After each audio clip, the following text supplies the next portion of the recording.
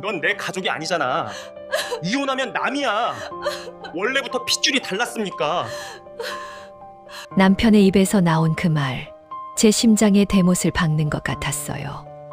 결혼 15년, 시댁 편만 들며 저를 남 취급하던 이 사람의 본심이 드디어 터져 나온 거죠. 제가 얼마나 바보같이 살았는지 이제야 깨달았습니다. 시어머니와 시누이 앞에서도 한 번도 제 편이 되어주지 않았던 남편, 그래도 언젠간 달라지겠지 믿었던 제가 한심하네요. 오늘부터 제가 어떻게 이 지옥에서 벗어났는지 들려드릴게요. 무료 버튼인 구독과 좋아요를 눌러주시면 여러분도 분명 통쾌한 결말을 보실 수 있을 거예요. 며느리가 이렇게 게을러서야 우리 아들이 얼마나 고생이겠어. 시어머니의 목소리가 거실을 가득 채웠어요.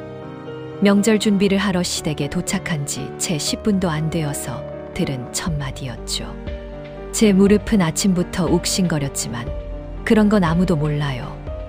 알려고 하지도 않았고요. 어머니, 제가 늦은 게 아니라 약속 시간 맞춰서 온 거예요.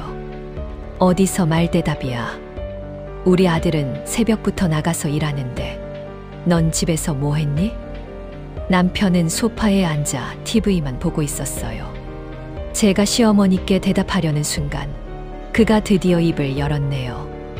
여보, 엄마한테 그냥 죄송하다고 해. 괜히 분위기 망치지 말고.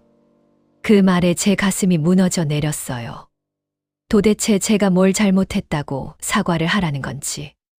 하지만 이미 익숙해진 일이었죠. 남편은 늘 그랬으니까요. 부엌으로 들어가니 시누이가 도마 앞에 서서 팔을 썰고 있었어요. 저를 보더니 코웃음을 쳤죠. 언니, 오빠가 요즘 회사에서 엄청 힘들대요.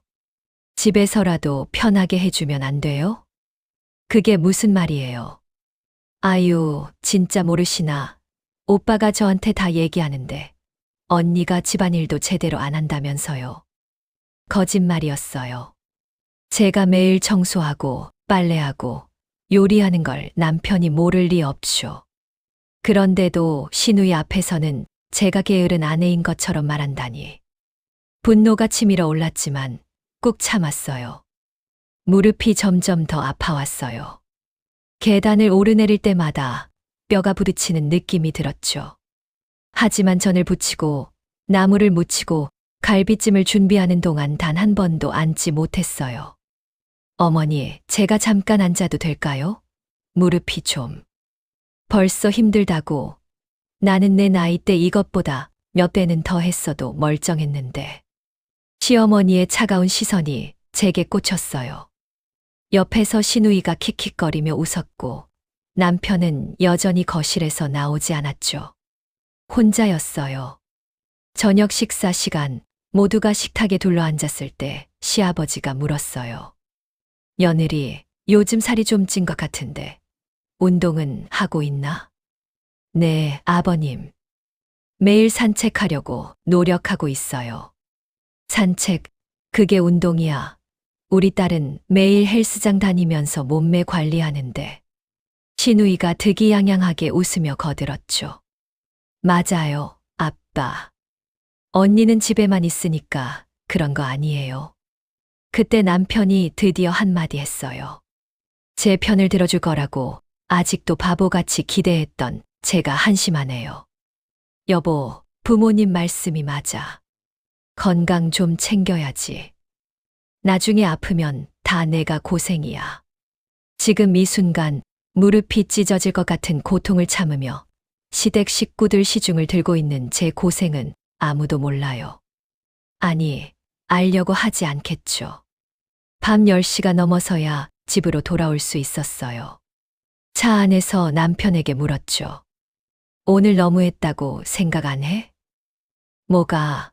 엄마가 좀 그러신 건 나이 드셔서 그런 거야. 내가 이해해야지. 나이 드신 건 우리 엄마도 마찬가지야. 그런데 우리 엄마한테는 왜 그렇게 무례하게 굴어?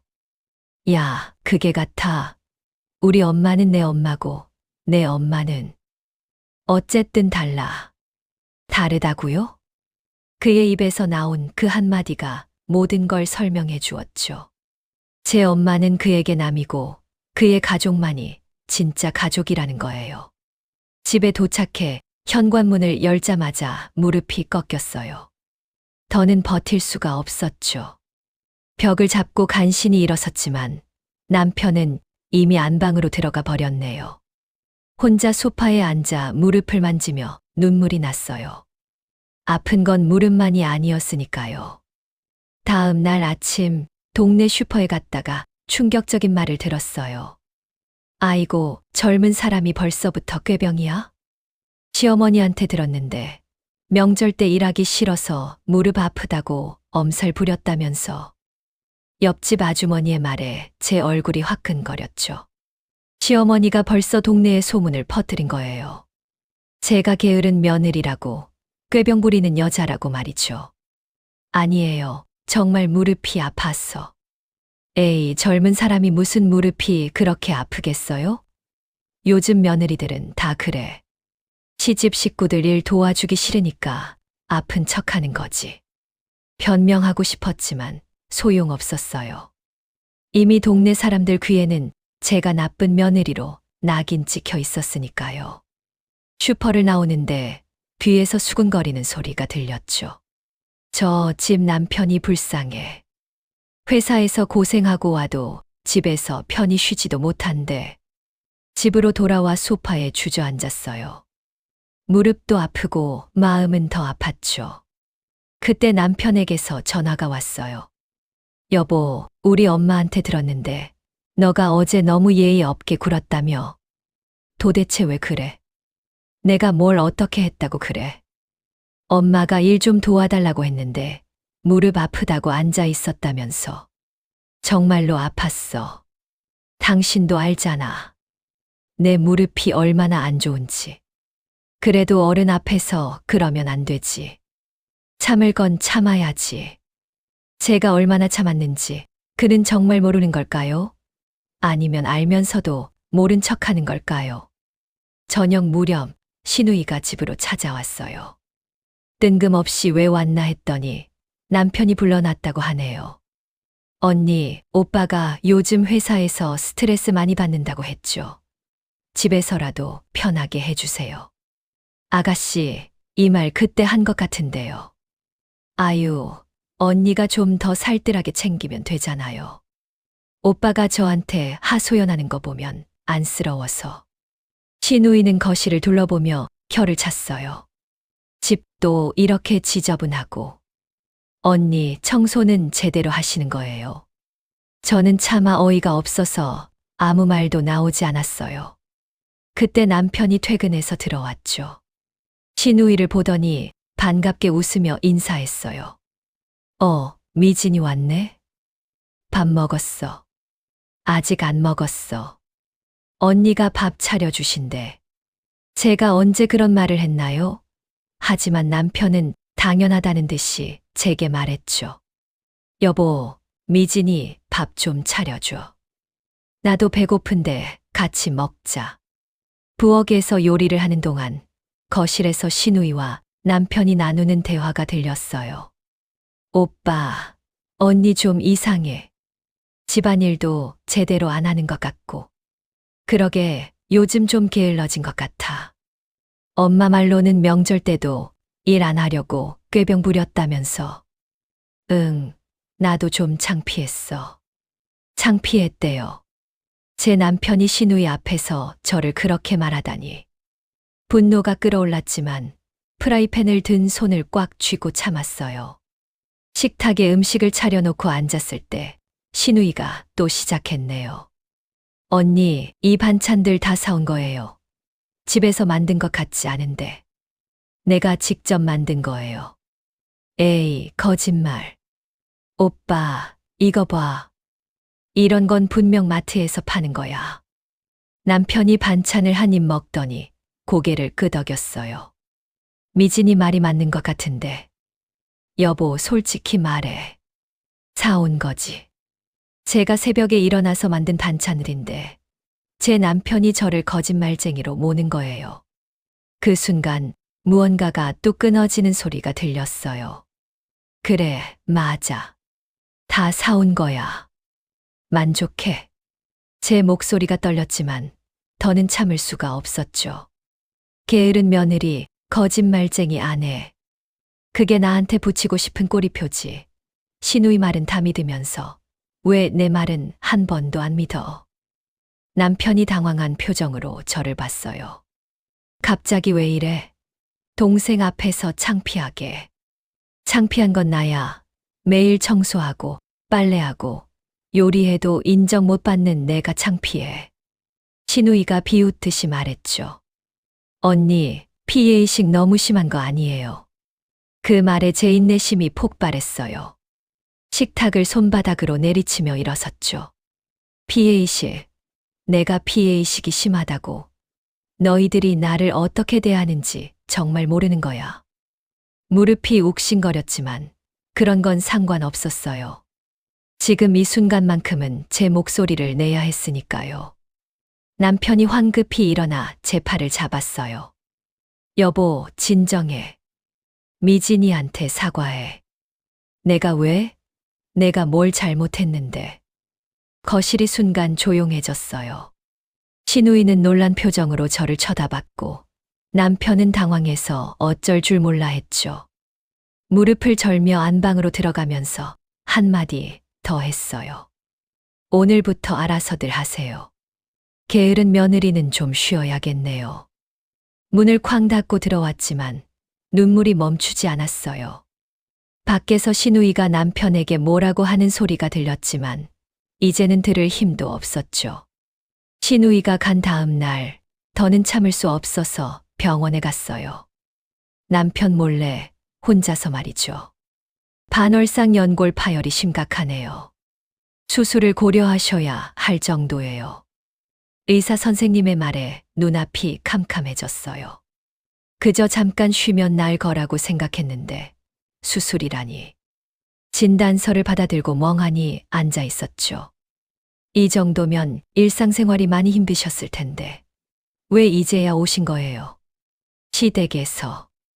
아니, 집안일이 많아서요. 의사 선생님이 안타까운 표정으로 고개를 저었네요. 당분간은 절대 안정이 필요해요. 계단 오르내리기, 무거운 것 들기, 쪼그려 앉기 모두 금지해요. 병원을 나오면서 진단서를 가방에 넣었어요. 이제 남편에게 보여주면 믿어주겠죠. 시어머니도 더는 꾀병이라고 하지 못할 거예요. 집으로 돌아오니 남편은 아직 회사였어요. 소파에 앉아 무릎을 만지고 있는데 남편 휴대폰 충전기를 꽂으려다가 그의 태블릿 화면이 켜져 있는 걸 봤죠. 시댁 단톡방이 열려 있었어요. 호기심에 스크롤을 올려봤는데 제 이름이 보이네요. 우리 며느리가 또 아프다고 엄살 부렸어. 크크. 신우이가 올린 메시지였어요. 그 밑으로 이어지는 대화들이 제 눈을 의심하게 만들었죠. 그러게 내가 뭐라고 했니? 게으르고 성의가 없다니까. 엄마, 오빠도 알면서 모른 척하는 거예요. 그리고 남편의 답장이 올라왔어요. 제 남편이 제 편이 되어야 할 사람이 쓴 글이었죠. 엄마, 내가 쪽팔려 죽겠어요. 동네 사람들한테 뭐라고 해야 할지. 진짜 무릎 아픈 건지 의심스러워요. 집에서 놀면서 아픈 척하는 것 같은데 가슴이 무너져 내렸어요. 눈물이 쏟아졌지만 계속 읽었죠. 아들, 네가 너무 처가 편만 들어줘서 더 버릇 없어진 거 아니냐? 아버지 말씀이 맞아요. 이제부터는 좀 엄하게 대하려고요. 오빠, 진짜 이혼 생각은 없어요? 이런 여자랑 평생 살 거예요. 그것도 생각 중이야. 애도 없는데 뭐. 태블릿을 든 손이 떨렸어요. 이혼을 생각 중이라고. 애도 없는데 뭐라고. 이게 진짜 당신 마음이었어. 제 목소리가 거실에 울려 퍼졌죠. 언제 들어왔는지 남편이 현관에 서서 저를 보고 있었어요. 여보, 그게 내 태블릿을 왜 봤어? 왜 봤냐고. 지금 그게 중요해. 당신이 가족들이랑 나를 어떻게 조롱했는지 다 봤어. 남편이 황급히 다가와 태블릿을 뺐으려 했지만 제가 먼저 화면을 캡처해서 제 폰으로 전송했어요. 여보, 오해야. 그냥 가족들이 하도 뭐라 해서. 오해. 이혼 생각 중이라는 것도 오해야? 내가 아픈 척 한다는 것도. 가방에서 병원 진단서를 꺼내 남편 얼굴에 들이댔어요. 봐. 반월상 연골 파열, 수술 필요하다고 써 있잖아. 이래도 내가 꾀병이야? 남편의 얼굴이 하얗게 질렸어요. 진단서를 받아들고 읽어보더니 말을 더듬었죠. 이렇게 심각한 거였어. 왜 말 안 했어? 말했잖아. 수없이 말했는데 누가 들어줬어? 당신도, 시어머니도, 시누이도 다 꾀병이라고 했잖아. 제 목소리가 찢어질 듯 높아졌어요. 분노와 배신감이 뒤섞여 폭발하는 것 같았죠. 그리고 이게 끝이 아니야. 동네 사람들한테 쪽팔리다고. 내가 당신 창피하게 해. 그럼 왜 결혼했어? 남편이 당황해서 손을 내밀었지만 제가 뿌리쳤어요. 만지지 마. 당신이 그동안 나를 어떻게 생각했는지 이제 다 알았어. 휴대폰을 꺼내 시댁 단톡방 캡처 화면을 다시 열었어요. 한 줄 한 줄 소리 내어 읽었죠. 처가 편만 들어줘서 버릇 없어진 거. 이런 여자랑 평생 살 거냐. 읽을 때마다 남편의 얼굴이 더 일그러졌어요. 변명하려 입을 열었다가 다시 다물기를 반복했죠. 여보, 정말 미안해. 내가 잘못했어. 가족들이 하도 그러니까 나도 모르게 당신은 항상 그래. 시댁 앞에서는 작아지고 그들 말이면 무조건 맞다고 하고 무릎이 욱신거려서 소파에 주저앉았지만 말은 멈추지 않았어요. 알아? 내가 왜 병원에 혼자 갔는지. 당신이 믿어주지 않을 거 알았으니까. 시어머니 눈치 보느라 나랑 같이 갈 생각도 안 할 거 알았으니까. 여보, 제발. 내가 다 잘못했어. 용서해줘. 용서. 당신이 시댁 단톡방에서 나를 조롱할 때 나는 당신을 믿고 있었어. 그런데 용서를 해. 제 눈에서 눈물이 멈추지 않았지만 이제는 슬픔이 아니라 분노의 눈물이었어요. 침실로 들어가며 마지막으로 한마디 했죠. 오늘부터 당신 가족들이 그렇게 싫어하는 게 잃은 며느리는 아무것도 안 할 거야.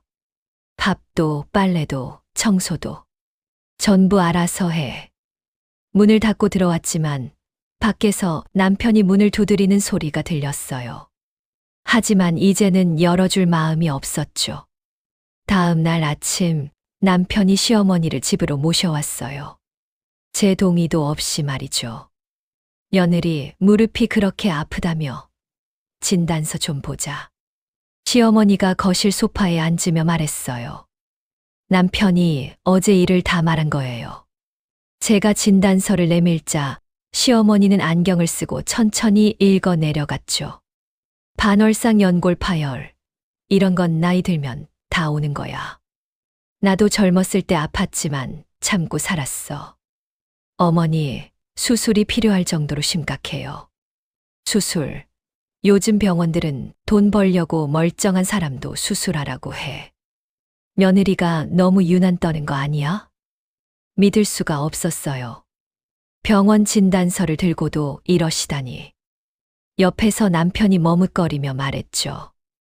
엄마, 그래도 의사가 심각하다고. 아들아, 내가 너무 잘해주니까 제가 더 그러는 거야. 내가 너 키울 때는 아파도 꾹 참고 이랬는데. 시어머니가 일어나며 제게 진단서를 던지듯 돌려줬어요. 집에서 놀면서 아프다고만 하지 말고 움직여. 그래야 나. 그 말을 남기고 시어머니가 나가자 남편이 조심스럽게 다가왔네요. 여보, 엄마가 좀 그러셔도 이해해. 그 세대 분들은 다 그렇잖아. 이해해. 내가 왜 당신 엄마를 계속 이해해야 해. 나는 정말 아픈데. 알아, 아는데. 엄마 말도 일리가 있잖아. 너무 집에만 있으면 오히려 안 좋을 수도. 남편마저 시어머니 편을 드는 걸 보고 다시 한번 절망했어요. 오후에 약국에 가려고 나갔다가 동네 아주머니들과 마주쳤어요. 평소엔 인사라도 하던 분들인데 제가 다가가자 수근거리며 피했죠. 저기 그 며느리 아니야? 시어머니 욕한다는. 맞아. 남편이 불쌍하대. 회사에서 힘들게 일하는데 집에서도 편하지 못하다고. 젊은 사람이 벌써부터 이곳저곳 아프다고 하면 어떡해. 그들의 목소리가 일부러 들리게 하는 것 같았어요. 아니, 확실히 그랬죠. 제가 지나가자 더 크게 말했으니까요. 시어머니가 불쌍하지. 그런 며느리 때문에 속상하실 거야. 약국에 들어가서도 손이 떨렸어요. 약사님이 처방전을 보며 물었죠. 무릎이 많이 아프신가 봐요? 네, 좀 심각해서요. 그때 뒤에 있던 동네 아주머니가 끼어들었어요. 젊은 사람이 무슨 무릎이 그렇게 아파요? 꾀병 아니에요. 약사님도 애매하게 웃으며 약을 건네줬죠. 그 순간 이 동네 전체가 저를 거짓말쟁이로 보고 있다는 걸 깨달았어요. 집으로 돌아오는 길, 신우이가 전화를 했네요. 언니, 엄마한테 들었어요. 진단서 들이댔다면서요? 아니, 어른한테 그렇게 대들면 어떡해요? 엄마가 얼마나 속상하셨는지 알아요? 내가 대든 게 아니라 사실을 보여드린 거예요. 언니, 솔직히 말할게요. 오빠가 불행해 보여요. 언니 때문에. 그 말에 제 속이 부글부글 끓어올랐어요. 나 때문에. 내가 뭘 어떻게 했는데. 매일 아프다고 하고 집안일도 제대로 안 하고 이제는 시어머니한테 대들기까지 하잖아요. 너희들이 나를 어떻게 대했는지는 생각 안 해. 단톡방에서 날 조롱한 건? 신우이가 잠깐 말을 멈췄다가 비웃듯이 말했죠. 그건 언니가 자초한 거잖아요. 좋은 며느리, 좋은 아내였으면 그런 말 안 나왔겠죠. 전화를 끊고 나서 눈물이 났어요. 분하고 억울해서요. 저녁에 남편이 들어왔을 때 저는 방에서 나가지 않았어요. 남편이 문을 두드렸죠. 여보, 저녁 안 먹어? 배 안 고파. 그래도 나와서 같이 먹자. 신우이가 전화했더라. 내가 당신을 불행하게 만든다고. 문 밖에서 남편이 한숨을 쉬는 소리가 들렸어요. 그건 미진이가 좀 오버한 거고. 오버. 당신도 그렇게 생각하는 거 아니야? 내가 당신 인생을 망치고 있다고. 그런 건 아니지만 요즘 너가 너무 예민한 것 같아. 예민하대요. 제가 당한 일들을 생각하면 예민한 정도로 끝날 일이 아닌데. 그래, 내가 예민해. 그러니까 나 좀 내버려둬. 남편이 포기한 듯 발소리가 멀어졌어요. 혼자 침대에 누워 천장을 바라봤죠. 무릎은 계속 욱신거렸고 마음은 그보다 더 아팠어요. 밤 10시쯤 밖에서 남편이 통화하는 소리가 들렸네요. 엄마, 네. 알겠어요. 내가 더 단호하게 할게요. 누구와 무슨 얘기를 하는 건지 뻔했어요. 또 시어머니와 제 욕을 하고 있겠죠. 네, 알겠어요. 가족들과 돌아가며 통화하는 남편의 목소리를 들으며 저는 완전히 혼자라는 걸 실감했어요. 이 집에서, 이 동네에서, 아니, 이 세상에서 제 편은 아무도 없었죠. 새벽 2시 잠이 오지 않아 거실로 나왔어요. 무릎 보호대를 찾으려고 서랍을 뒤지다가 남편의 수첩을 발견했죠. 펼쳐보니 메모가 있었어요. 변호사 상담 예약, 이혼 시 제3분할 문의. 심장이 멈추는 것 같았어요. 정말로 이혼을 준비하고 있었던 거예요. 제가 아픈 와중에도 저를 버릴 생각만 하고 있었다니. 무릎을 부여잡고 바닥에 주저앉았어요. 온몸이 떨렸지만 이상하게도 눈물은 나오지 않았죠. 이미 울 힘조차 남아있지 않았나 봐요. 새벽 내내 잠을 이루지 못했어요. 남편의 이혼 상담 메모를 본 후로는 더 이상 참을 이유가 없었죠. 아침 일찍 일어나 컴퓨터를 켰어요. 시댁 단톡방 캡처, 병원 진단서, 그리고 그동안 몰래 녹음해둔 시어머니와 시누이의 모욕적인 말들. 하나씩 정리하기 시작했죠. 증거라고 부르기엔 너무나 아픈 기록들이었지만 이제는 제 무기가 될 거예요. 여보, 이렇게 일찍 일어나서 뭐해? 남편이 잠에서 깬 목소리로 물었어요. 화면을 가리고 돌아봤죠. 그냥 좀 정리할 게 있어서. 무슨 정리? 당신은 알 필요 없는 것들. 남편의 표정이 불안하게 변했어요. 뭔가 눈치를 챈 것 같았죠. 여보, 혹시 아직도 어제 일 때문에 화난 거야? 어제 일, 당신이 이혼 준비하는 거 말하는 거야. 제 말에 남편이 화들짝 놀랐어요. 수첩을 봤다는 걸 이제야 알았나 봐요. 그건 오해야. 그냥 혹시나 해서. 혹시나 해서 변호사 상담까지 예약했어. 남편이 말을 더듬으며 변명하려 했지만 저는 이미 등을 돌리고 다시 컴퓨터 화면을 봤어요. 점심때쯤 시어머니에게 전화했어요.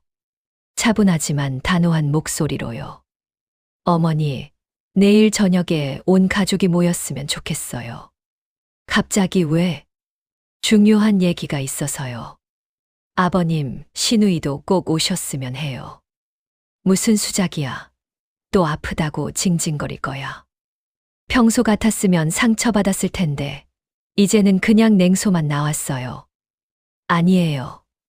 정말 중요한 거예요. 안 오시면 후회하실 거예요. 제 목소리에서 뭔가를 느꼈는지 시어머니가 잠시 침묵했다가 대답했죠. 알았어. 다들 모이라고 할게. 전화를 끊고 나서 시누이에게도 문자를 보냈어요. 내일 저녁 7시 우리 집. 반드시 오세요. 오빠의 미래가 달린 일이에요. 곧바로 전화가 왔네요. 언니 무슨 일이에요? 오빠 미래가 달렸다니? 와서 들어요. 안 오면 평생 후회할 거야. 뭔데 그렇게 엄포를 놓아요? 엄포가 아니에요. 진실을 말할 거니까. 시누이의 목소리가 불안해졌어요. 언니 설마 이혼하려고 그러는 거예요. 그건 와서 확인해. 오후에 남편이 일찍 퇴근했어요. 불안했나 봐요. 저를 따라다니며 계속 물었죠. 여보, 내일 가족 모임에서 뭘 하려고 하는 거야? 당신들이 그동안 숨겨온 것들을 다 까발릴 거야. 숨겨온 것, 우리가 뭘 숨겼는데. 제가 컴퓨터 화면을 보여주자 남편의 얼굴이 하얗게 질렸어요. 단톡방 캡처 파일들이 빼곡히 정리되어 있었죠. 이걸 다 모아놨어. 이것뿐만이 아니야. 녹음도 있고 증인도 있어. 제 손을 잡으려 했죠. 여보, 제발. 이러지 마. 늦었어. 제 목소리는 차가웠어요. 더 이상 남편의 가식적인 말도, 가식적인 사과도 제 마음을 움직이지 못했죠. 가족들 앞에서 망신 주려는 거야. 그게 내가 원하는 거야. 망신, 당신들이 나를 함부로 대한 건 생각 안 해? 동네 사람들 앞에서 매일매일 나를 조롱한 건. 남편이 고개를 떨구었어요. 할 말이 없었겠죠. 저녁을 먹지 않고 방에 들어가 있는데 밖에서 남편이 누군가와 통화하는 소리가 들렸어요. 엄마, 내일. 네, 뭔가 큰일을 벌일 것 같아요. 미리 대비하셔야 할 것 같은데. 그래요, 미리 준비하라고 해요. 어차피 제가 준비한 건 그 이상이니까요. 밤이 깊어가는데도 잠이 오지 않았어요. 내일이면 모든 게 끝날 거예요. 아니, 새로운 시작이 될지도 모르죠. 무릎 보호대를 만지작거리며 생각했어요. 이 아픔도 저들이 준 상처도 이제는 제가 일어서는 발판이 될 거라고. 거실로 나가니 남편이 소파에서 졸고 있었어요. 불안해서 제대로 자지도 못한 모양이에요. 그 모습을 보니 측은하기도 했지만 이미 돌이킬 수 없는 강을 건넌 거죠. 내일이 끝이야. 혼잣말처럼 중얼거렸지만 남편이 번쩍 눈을 떴어요. 여보. 아니, 오늘이 끝이지. 이미 새벽이니까. 창밖이 희미하게 밝아오고 있었어요. 드디어 그날이 왔네요. 제가 모든 걸 뒤집을 그날이요. 저녁 7시 약속한 시간이 되자 하나둘씩 모여들었어요. 시어머니와 시아버지가 먼저 도착했고 시누이가 마지막으로 들어왔죠. 거실 분위기는 무거웠어요. 그래, 뭔 일로 이렇게 다 불렀니? 시어머니가 날카롭게 물었어요. 저는 준비한 서류 봉투를 테이블 위에 올려놨죠. 오늘 모든 걸 정리하려고요. 그동안 제가 어떻게 살았는지, 여러분이 저를 어떻게 대했는지. 시누이가 콧방귀를 뀌었어요. 또 피해의식이에요? 언니, 이제 그만. 잠깐만요. 제가 휴대폰을 꺼내 화면을 TV에 연결했어요. 시댁 단톡방 캡처가 화면에 떴죠. 첫 장면부터 충격적이었어요. 쟤는 너무 게을러. 우리 아들이 불쌍해. 이런 여자랑 평생 살 거냐. 제가 한 장씩 넘길 때마다 그들은 당황한 표정을 지었어요. 특히 남편이 쓴 글이 나왔을 때 시아버지가 벌떡 일어났죠. 이게 뭐야? 너희들이 정말 이런 얘기를 했단 말이야? 시어머니가 당황해서 변명했어요. 아니, 그게 그냥 가족끼리 하는 얘기.